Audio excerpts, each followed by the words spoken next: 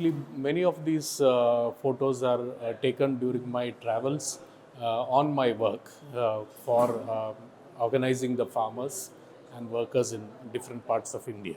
So that way there is a political purpose in most of these visits. And the photos also capture people and their crisis, their life struggles, and the problems that they are facing, the state repression that they are undergoing in many parts. So that way, it is very political. Many of these photos are political. But along with that, during the travels also, landscapes and architecture, nature, such photos are also included in this exhibition.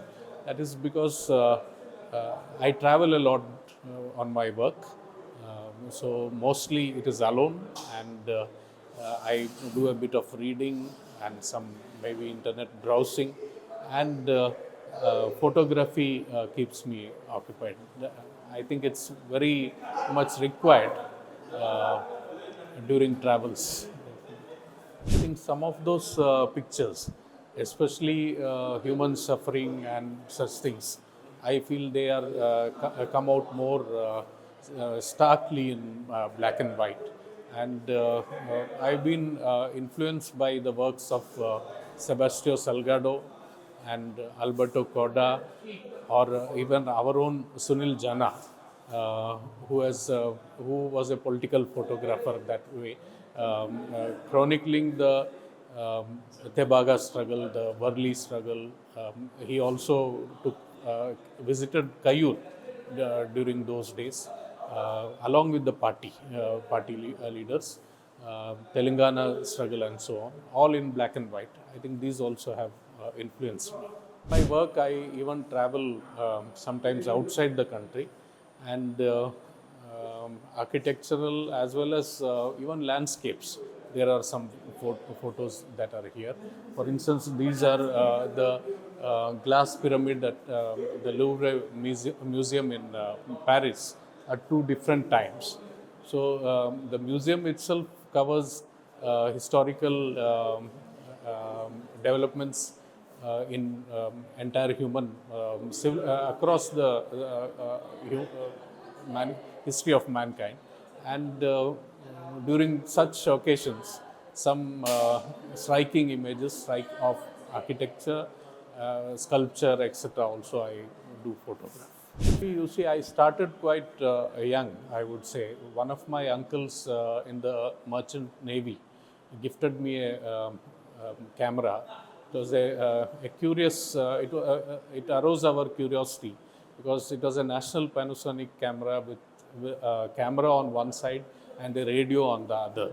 So I started clicking photos quite early in life, and during my travels later on, it has been a companion. There are some photos which I could not feature here because they were shot on films, and I don't have the copies of the rolls of those for those photos, especially the Gujarat carnage in 2002.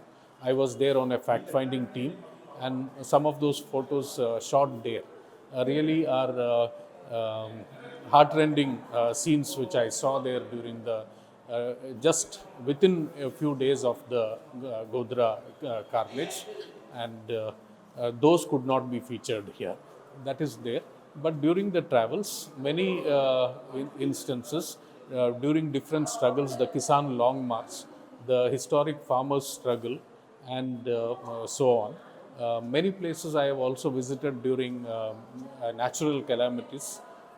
After the Phailin cyclone in Odisha, that few years back, people who have lost their house. There is a photo of Churalmala after the disaster washed away all the houses there, with a big tree, possibly a banyan or a tree, which is witness to the disaster standing still.